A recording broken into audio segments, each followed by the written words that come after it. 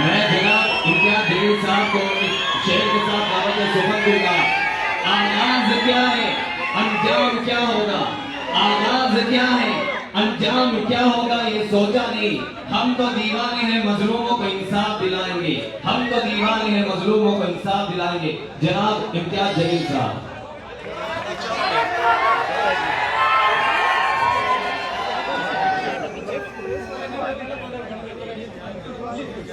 जो सामने लोग खड़े हुए हैं वो प्रेस वालों के सामने आ रहे हैं, मेहरबानी करके थोड़ा सा साइड में लगाइए। अस्सलाम वालेकुम व रहमतुल्लाहि व बरकातुहू। मेरे आपके हमारे सबके क़ायद जनाब बैरिस्टर असदुद्दीन अवैसी साहब, मजलिस इत्तेहादुल मुस्लिमीन के हमारे महाराष्ट्र के working president doctor Gaffar Qadri साहब, शोलापुर में जिनको आपने ताकत बख्शी है, जिन्हें आपने अपनी मोहब्बतों से नवाजा है, मेरे छोटे भाई फारूक शादी साहब, हैदराबाद के हमारे साथी शोलापुर के जिम्मेदार जनाब अनवर सादात साहब, मजलिस इत्तेहादुल मुस्लिमीन के तमाम कॉरपोरेटर्स, जिम्मेदारान और मेरे सामने बैठे मजलिस के शेरों,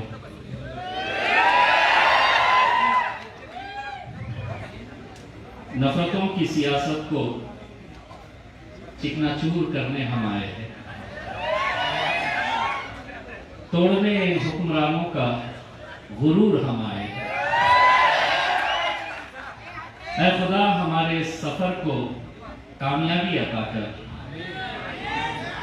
मोहब्बत का पैगाम लिए हम शोलापुर आए हैं।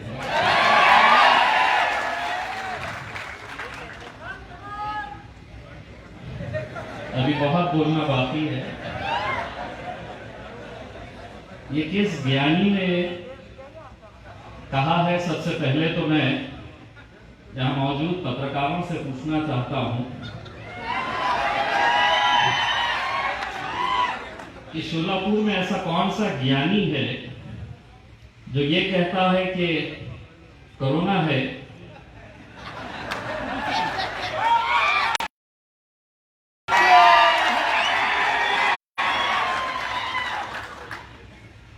दुनिया बता रही,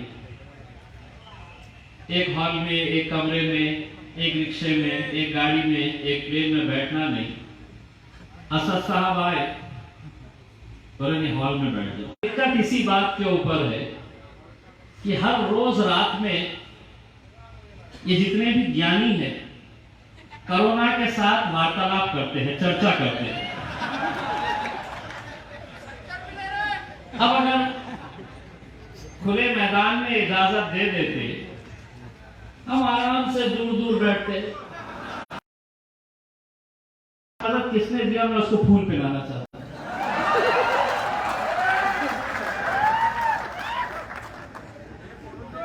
नहीं, आप मुझे खुद बताइए, शाम में 6 बजे तक सब खुला रहेगा, 6 बजे के बाद सब घर में चले जाना। ना क्यों? बात हुई?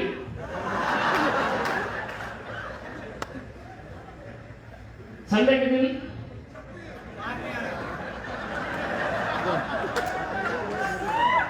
नहीं, बोले पब्लिक घर में रहती तो कोरोना भी थोड़ा आराम करना चाहिए। अब मैं इतना बहस कर रहा, इतना लड़ रहा था, ठीक है हम भी जानते हैं कि कोरोना है, हमको पूरी एहतियात बरतनी चाहिए, लेकिन जब ऐसे फैसले होते हैं तो कहीं ना कहीं हमें भी लगता है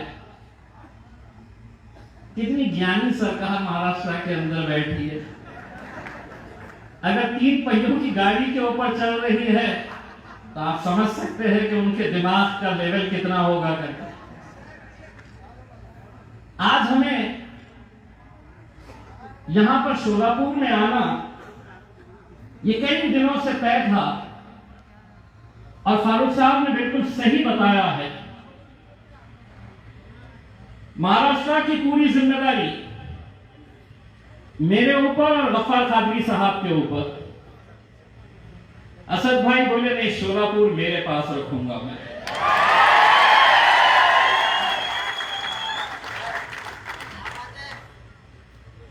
ये आप लोगों की खुशनसीबी है मेरे भाइयों कि आज अल्हम्दुलिल्लाह,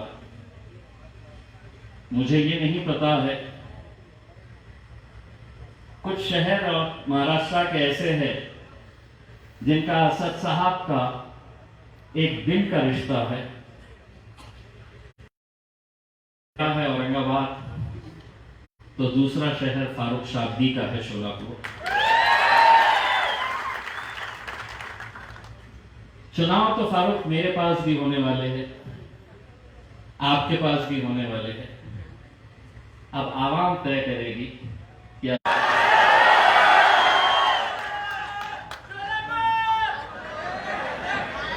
मेरी ख्वाहिश रहेगी आपकी इस बात के ऊपर मैं आमीन कहता हूं,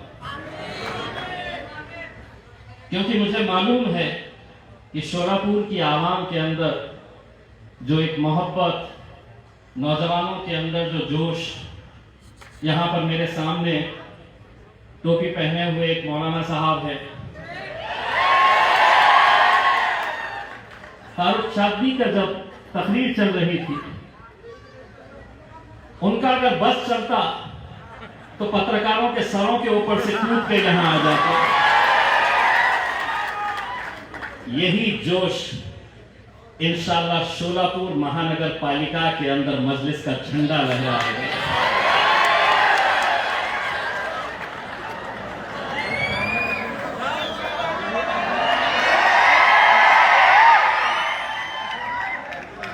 चाचा बोले जान की बाजी लगाएंगे।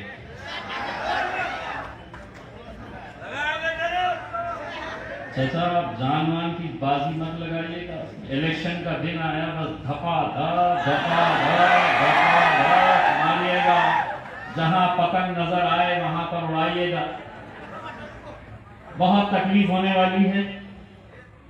मुझे मालूम है फारूक भाई ने जो कहा है कि शोलापुर का माहौल बदलने वाला है, वो ये सोच रहे होंगे कि एक हॉल के अंदर आए हैं, हॉल भरा है, एक 8 दिन के बाद फिर से मौका दे डालो, मैदान में बुला लो, समझ में आ जाएगा कितने आते हैं करके।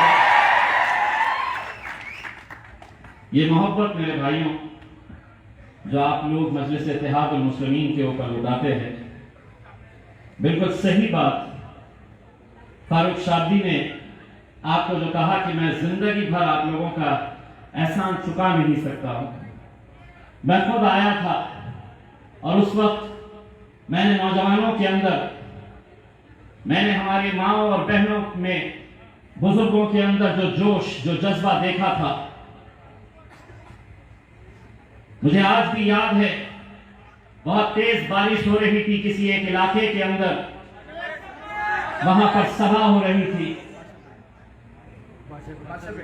बादशाह पेट में। तो इतनी जोरदार बारिश हो रही थी, मैंने सोचा कि इस बारिश के अंदर कौन रहेगा, ये सभा हमारी कैंसिल हो जाएगी। लेकिन जब उस इलाके के अंदर मैं गया, उतनी तेज बारिश के बीच में नौजवानों और बुजुर्गों से ज्यादा बारिश में भीगती हुई हमारी माएं और बहनें खड़ी हुई थी। यकीनन हम भी आप लोगों का तहे दिल से शुक्रिया अदा करते हैं। हम भी जिंदगी भर आप लोगों के एहसानमंद रहेंगे। दोस्तों, आज जिस दौर से हम गुजर रहे हैं, वहां पर हर एक के निशाने के ऊपर अगर कोई है तो हम लोग हैं। चाहे वो सियासी मैदान के ऊपर हो या कोई अलग अलग मुद्दों के ऊपर हो, हर एक के निशाने के ऊपर हम। आपको पता होगा, मुझे मालूम है कि शोलापुर में भी बहुत जोरों से तैयारियां चल रही थी। 27 नवंबर को हमने एक नारा दिया था, चलो मुंबई। मुझे मालूम था इतनी आसानी से तो हमें आने नहीं देंगे, इतनी आसानी से हमको इजाजत नहीं देंगे, ये हम अच्छी तरह से जानते हैं। हम मुंबई जा रहे तो क्यों जा रहे थे? क्या हम सिर्फ वहां पर एक ताकत दिखाने के लिए जा रहे थे, या हम कुछ मुद्दों को लेकर आपके बीच में आ रहे थे? हमें मालूम था कि फूलों से हमारा इस्तेमाल तो किया नहीं जाने वाला, इजाजत तो हमें दी नहीं जाने वाली। ये हम अच्छी तरह से जानते थे।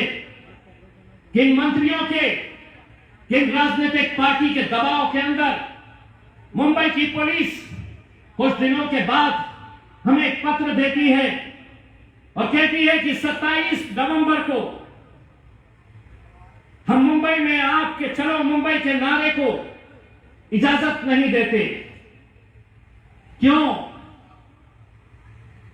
कोरोना है बोले। सारा कोरोना ये हमारे पीछे क्यों लगा हुआ?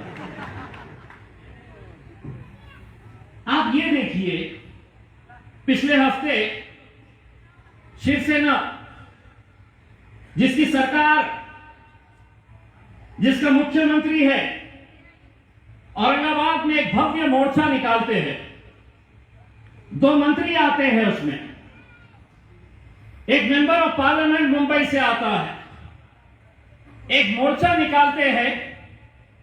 पुलिस की परमिशन नहीं रहती है उसको, उसके बावजूद निकालते हैं। क्यों निकालते हैं ये एक अलग बात है। बताओ क्यों निकालते हैं? बोले महंगाई बहुत हो गई, वो कम करने के लिए हम मोर्चा निकाल रहे हैं। जो सत्ता में बैठे हैं, जिसका मुख्यमंत्री है, जिसकी हुकूमत महाराष्ट्र के अंदर है, वो कहते हैं कि हम महंगाई हो गई है तो उसके विरोध में हम मोर्चा निकाल रहे हैं। पुलिस की इजाजत नहीं रहती है तो मोर्चा निकालते हैं, सिर्फ इस बुनियाद के ऊपर कि तुम्हारी सत्ता है तो हमें इजाजत की जरूरत नहीं।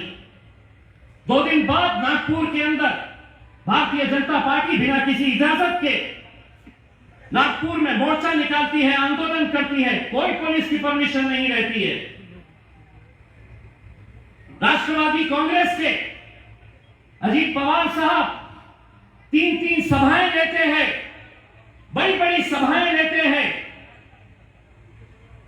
तब कोरोना कहां रहता है? क्यों नहीं रहता है वहां पर? लेकिन हम अगर हमारे हक के लिए हम मुंबई आना चाह रहे हैं, आपको हम पत्र देते हैं कि हमको इजाजत दो, तो आप कहते हैं कि नहीं, कोरोना है इसलिए आपको इजाजत नहीं दी जा सकती है। 27 नवंबर का हमारा चलो मुंबई का नारा जो हमने दिया था, पुलिस डिपार्टमेंट की इज्जत को रखते हुए हम उसे आगे बढ़ाए। लेकिन हमने कहा कि अब चलो मुंबई नहीं, अब नारा यह है मुंबई को हम आएंगे, किसी सूरत में भी आएंगे। अभी आज पूरे महाराष्ट्र की आवाम को बैरिस्टर असदुद्दीन अवैसी साहब की इजाजत से मैं ये ऐलान करता हूं कि अब मुंबई का नारा चलो मुंबई अब 11 दिसंबर को इंशाअल्लाह हम सब मिलकर चलेंगे। हम गाड़ियों में जाएंगे, गाड़ी पे कोई हरा झंडा नहीं, कोई नीला पीला झंडा नहीं, कोई भगवा झंडा नहीं। यौम आजादी के 75 साल हम मना रहे हैं। यौम आजादी का अमृत महोत्सव मनाया जा रहा है। महाराष्ट्र के जिस कोने से गाड़ी निकलेगी, हर गाड़ी के ऊपर हमारा तिरंगा रहेगा। उस तिरंगे को लहराते हुए हम मुंबई जाएंगे। पुलिस को हमने फिर से पत्र दिया है, दे दो, करुणा से हम बात कर लेंगे कि 11 को थोड़ा आराम करो। और ये भी सुन लो, 2 तो आएंगे, ना 2 उन्होंने ये कहा अपने पत्र में कि अमरावती में, नांदेड़ में, मालेगांव के अंदर जो घटनाएं हुई है उसे देखते हुए हम आपको इजाजत नहीं दे सकते हैं। मजलिस इत्तेहाद और मुस्लिमीन महाराष्ट्र की पुलिस को यह बताना चाहती है, हम किसी भी तरह के तशद्दुद को, हिंसा को हम समर्थन नहीं करते हैं। लेकिन इस मुल्क के अंदर डॉक्टर बाबा साहब अंबेडकर के संविधान ने इख्तियार दिया है मुझे, जो इख्तियार उद्धव ठाकरे साहब को दिया गया है, अजीत पवार साहब को दिया गया है, वही इख्तियार इम्तियाज जलील को भी दिया गया है, असदुद्दीन अवैसी साहब को भी दिया गया है। कानून दो अलग अलग कैसे हो सकते हैं? कि तुम्हारे लिए अलग कानून, मेरे लिए अलग कानून, ये कतई हम बर्दाश्त नहीं करेंगे। हम आ रहे हैं मुंबई, तो क्यों आ रहे हैं? 5% रिजर्वेशन 2014 में बॉम्बे हाईकोर्ट ने जब अलग अलग रिजर्वेशनों की बातें अदालत के सामने गई, मामला अदालत ने पूरा संजीदगी के साथ बारीकी से देखा, समझा, तब उसके बाद यह फैसला किया कि 5% रिजर्वेशन मुसलमानों को एजुकेशन के अंदर मिलना चाहिए। उस वक्त 2014 से 2019 के बीच हुकूमत में बैठे थे भारतीय जनता पार्टी और शिवसेना, ऑपोजिशन के अंदर थी कांग्रेस और राष्ट्रवादी कांग्रेस, समाजवादी पार्टी।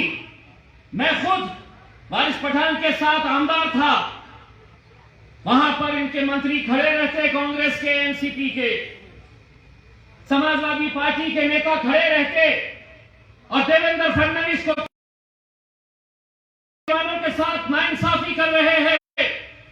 मिलना चाहिए रिजर्वेशन। लोकसभा के अंदर राष्ट्रवादी कांग्रेस की member of parliament Supriya Sule हो या दूसरे मेंबर ऑफ पार्लियामेंट कांग्रेस के हो या एनसीपी के, अगर खड़े रहते हैं रिजर्वेशन के बारे में बात करने के लिए, तो महज मराठाओं के रिजर्वेशन के बारे में बात करते हैं। हम नहीं है मुखालिफ उनके, दीजिए आप जिसे देना है, धनगरों को दीजिए, मराठाओं को दीजिए। लेकिन मुसलमानों को तो अदालत ने कहा है, जब वो वहां पर भाषण कर रहे, सुनील तटकरे साहब एक एमपी है राष्ट्रवादी कांग्रेस के, उन्होंने तकरीर किए, आधे घंटे की तकरीर के अंदर मुसलमानों के रिजर्वेशन का जिक्र ही नहीं। भाषण जब खत्म हुआ तो वो जाने लगे। मैंने कहा कि भाई 1-2 मिनट रुकिए ना। तो बोले क्यों, मेरा हो गया। मैं बोला तुम्हारा हो गया, तुम्हारी धुलाई मैं करने वाला हूं, उसके लिए 2 मिनट बैठिए। तो मैं अपने भाषण में कहा कि अभी अभी हमारे मित्र ये भाषण दे रहे थे, सिर्फ एक की रिजर्वेशन के बारे में बात कर रहे थे, और इनका भाषण जब मैं सुन रहा था तो मुझे ये एहसास हो रहा था कि इनको देखकर तो गिरगिट भी शर्मा जाए कि ये रंग कितनी आसानी से बदलते हैं। विपक्ष में थे तो कैसी कैसी बातें करते थे, आज सत्ता में आ गए हैं तो हमारा जिक्र भी नहीं। हमारे हैं मुंबई तुमसे मांगने के लिए, हमारे हैं मुंबई वक्त की जमीनों के तहफ्फुज के लिए। 93,000 एकड़ जमीनें पूरे महाराष्ट्र के अंदर वक्फ की है। फारूक शाब्दी साहब ने मुझे शोलापुर के ताल्लुक से कई जमीनों की जानकारी दी है। फारूक भाई, मुझे ये बताते हुए खुशी हो रही है, 6 महीने के अंदर 8 FIR रजिस्टर हुए हैं। शोलापुर का भी FIR रजिस्टर करवाऊंगा अगर किसी ने वक्त की जमीन को हथियाया है। जागीर समझिए, लाओ दो, क्या देते दो, लेके जाओ, बाप की जागीर है तुम्हारी। 8 FIR रजिस्टर हो चुके हैं और इंशाल्लाह आगे भी हम करते रहेंगे। इन 93,000 एकड़ जमीनों की देखभाल के लिए आप लोगों को यह हैरानी होगी, जब आपसे वोट मांगने के लिए अगर आए तो उनसे पूछो कि मेरी जो वक्फ की जमीन है पूरे महाराष्ट्र में, उसकी देखभाल करने के लिए पूरे महाराष्ट्र में कितने लोग काम करते हैं? महज 24 लोग, 24। इसका मतलब साफ है, हुकूमतें किसी की भी हो, ये वक्त की जमीनें हम मुसलमानों से लेके रहेंगे, अपने बेटे को देंगे, अपने भांजे को देंगे, अपने भाई को देंगे। आज कितने ऐसे शहरों के अंदर बड़े बड़े धन्ना सेठों ने बड़े बड़े कॉम्प्लेक्सेस बना लिए हैं और उस कॉम्प्लेक्स के सामने मुसलमान एक पंचर की दुकान डाल के बैठा हुआ है, चाय बनाने की दुकान डाल के बैठा हुआ है। अगर वो जमीनें हमें वापस मिल जाती है, हम उसके ऊपर स्कूल खोलेंगे, कॉलेजेस खोलेंगे, हमारी बहनों के लिए हम हॉस्टल्स खोलेंगे। ये जमीनें हम इंशाल्लाह लेके रहेंगे, तुम्हारे अच्छों से भी हम लेके रहेंगे।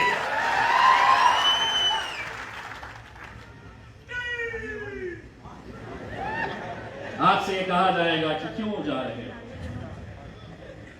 दोस्तों, मैं एक बात कहना चाहता हूं। मैंने ये कहा था कि मेरे सामने बैठे शेरों, तो एक साहब सही समझ लिए शेर है करके आवाजें शेरों के जैसी निकाल, तो मैंने ये बात कही है कि हम लोग 11 दिसंबर को इंशाल्लाह गाड़ियों के काफिलों के साथ हम मुंबई में जाएंगे और वहां पर पूरा अमन तरीके से, शांतिपूर्ण तरीके से हम जाकर हमारे जो सवाल है वो सवाल हम उठाएंगे। हम पूछेंगे जो सरकार में बैठे हैं कि आप हमारे वक्फ की जमीनों के ताल्लुक से क्या फैसला करने वाले हैं, आप हमारे 5% रिजर्वेशन के बारे में क्या करने वाले हैं। और एक बात मैं यहां पर तमाम मोहिबान मजलिस को कहना चाहता हूं, ये हमारा कोई सियासी मुद्दा नहीं है। हम मुंबई जा रहे तो इसलिए नहीं कि पूरे मजलिस वाले जा रहे। हम आपसे यह अपील करेंगे कि मुसलमान चाहे कांग्रेस का हो, चाहे राष्ट्रवादी कांग्रेस का हो, चाहे सेना के अंदर हो या समाजवादी पार्टी के अंदर हो, आप लोग जाओ और उसको भी दावत दो और उसको ये कहो कि इलेक्शन के वक्त तुझे जिसका मफलर डालना है गले में डाल, जिसका झंडा पकड़ना है पकड़, लेकिन हम मुंबई अगर जाएंगे तो मजलिसी या कांग्रेसी या राष्ट्रवादी बोलकर नहीं जाएंगे। हम वहां पर इकट्ठा होंगे तो मुसलमान बोलकर इकट्ठा होंगे और मुसलमान बोलकर जाएंगे। दोस्तों, ये चीज जब तक हम नहीं करेंगे, आज अगर किसानों का बिल वापस लिया गया है, किसानों का बिल अगर आज वापस लिए हैं इस मुल्क के वजीर आजम ने, तो उसकी वजह यह है कि किसानों की एकजुटती, उन्होंने अपनी ताकत दिखाए, इसीलिए यह मुमकिन हुआ। एक धक्का तो हमको भी लगाना है मेरे भाई, एक धक्का हमको भी लगाना है। हो सकता है कि कोई किसी वजह से आ नहीं सकता है, लेकिन अगर नहीं आ रहा है तो उसकी जिम्मेदारी है। कोई पैसे वाला है तो उसकी जिम्मेदारी है कि मेरे ये 4 बच्चे गरीब हैं, इनको बंबई पहुंचाने की जिम्मेदारी मैं लेता हूं। मैं नहीं आ सकता हूं तो मेरी तरफ से ये बच्चे जाएंगे। अपनी जान, अपना माल जब लगाएंगे, ताकत बनकर खड़े रहेंगे। आपको कांग्रेस वाले कहेंगे इसके पीछे क्यों जा रहे, वहां पे तो असदुद्दीन अवैसी साहब आने वाले हैं। इम्तियाज जलील बोल रहा तो तुम चले जाएंगे क्या? अब मैं क्या करूं? महाराष्ट्र में एकलौता एक 48 एमपीस महाराष्ट्र में होते हैं। अब एकलौता एक मुसलमान एमपी चुनकर आया और वो इत्तेफाक से मैं हूं, तो मैं क्या करूं? तुम चुनाकर नहीं लाते हैं तो मैं क्या करूं? अगर तुम लाते, पवार साहब 1-2-4 ला लेते, कांग्रेस वाले 1-2-4 लेके आ जाते, तो यकीन मानो इम्तियाज जलील उनसे कहता कि तुम इसका नेतृत्व करो, मैं एक कार्यकर्ता बनकर तुम्हारे पीछे आता हूं। दोस्तों, अपने इख्तिलाफ, छोटी छोटी बातों को नजरअंदाज करते हुए हमको एक ताकत बनकर खड़े रहने की जरूरत है। मैंने जैसा आपको कहा है कि हम किसी भी तरह का कोई तशद्दुद में हम यकीन नहीं रखते। इस मुल्क के जमहूरियत की सबसे खूबसूरती ये है कि हम अपने एहतजाज बहुत अच्छे तरीके से भी दर्ज करा सकते हैं। हमारी नाराज़गी हम सरकार के लिए बहुत अच्छी तरह से दर्ज करवा सकते हैं। हम जो अमरावती में, नांदेड़ में, मालेगांव के अंदर जो हुआ है, हम यकीनन उसकी मजम्मत करते हैं। कोई मजहब ये नहीं सिखाता है, और खुसूसन मुसलमानों का हमारा जो मजहब है वो कतई इस बात की इजाजत नहीं देता है कि हम किसी बेकसूर के ऊपर हमला करें। और वही बात जो अमरावती के अंदर दूसरे दिन भारतीय जनता पार्टी के लोगों ने की कि नहीं, हम सड़क पे उतरेंगे, हम जलाएंगे, हम तोड़ेंगे, हम फोड़ेंगे। मैं उनको ये बताना चाहता हूं, इस मुल्क की संस्कृति ये नहीं कहती है। इस मुल्क के अंदर कानून है, कायदे हैं, उसके हिसाब से हम सबको चलने की जरूरत है। मैं आप लोगों से इतनी इल्तिजा करना चाहूंगा। फारूक शाब्दी की एक बहुत अच्छी बात मुझे पसंद आई। उन्होंने कहा कि बहुत सारे ख्वाहिशमंद हैं। यकीनन फारूक भाई, बहुत सारे ख्वाहिशमंद उसी पार्टी के अंदर होते हैं जिसमें उन्हें कामयाबी नजर आती है। और जब वो देख रहे हैं कि शोलापुर के अंदर पतंग कैसी लहरा रही है, कैसी उड़ रही है, तो यकीनन बहुत सारे लोगों की ख्वाहिशें रहेगी। लेकिन हम अगर मजलिस से मोहब्बत करते हैं तो हम ओहदों से मोहब्बत नहीं करना चाहिए, हम अपने पोस्ट से मोहब्बत नहीं करना चाहिए। आज बैरिस्टर असदुद्दीन अवैसी साहब यहां पर सामने बैठे हैं, हमारे सबके कायद है। अगर उन्होंने मुझे अभी कहा कि अब महाराष्ट्र का सदर इम्तियाज जलील नहीं रहेगा, ये लड़का जो टोपी पहनकर बैठा है ये रहेगा सदर, तो इम्तियाज जलील लब्बैक कहेगा उसके ऊपर।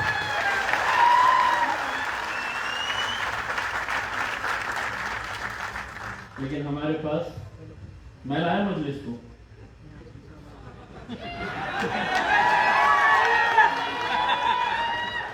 मेरी वजह से चलती। मैं देखता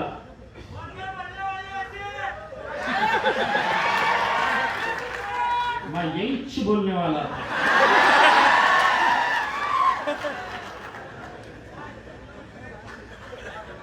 औरंगाबाद से टिकट ले बेटा तू। मैं आप लोगों से सिर्फ इतनी इंतजार करना चाहूंगा कि फारूक शाब्दी अल्हम्दुलिल्लाह जो काम कर रहे थे, और मुझे ये बड़ी खुशी है इस बात की कि फारूक शाब्दी ने शोलापुर में इतने कम वक्फे के अंदर सिर्फ भीड़ इकट्ठा नहीं की है, उन्होंने लोगों का दिल जीतने का काम किया है।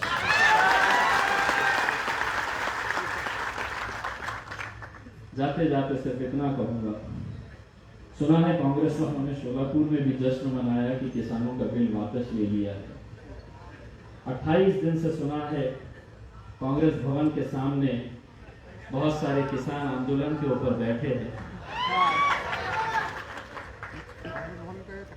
वहां की बड़ी फिक्र, तुम्हारे भवन के सामने बैठे हैं, 28 दिन हो गए, 28 दिन से बैठे हैं, तो वहां का नहीं। फारूक भाई, उन किसानों से कहना कि तुम्हारी आवाज अगर कोई नहीं उठा रहा है तो इंशाअल्लाह पार्लियामेंट के अंदर असदुद्दीन अवैसी साहब और इम्तियाज जलील साहब,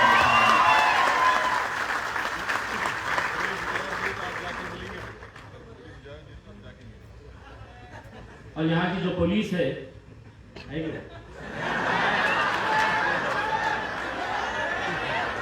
अगर इजाजत दे देती है तो हम खुद जाएंगे असदुद्दीन अवैसी साहब के साथ और उन किसानों को यकीन दिलाएंगे। अब इतना बोल दिया हमने, आपको ऐसा लग रहा है सिर्फ इतने ही लोग सुन रहे? कांग्रेस भवन में हर एक के हाथ में मोबाइल है, सुन रहे कि हमारी कैसी बनाने के लिए। राष्ट्रवादी वालों की पूरी हो गई, वो आप मेरे बाप का भी नाम लिया।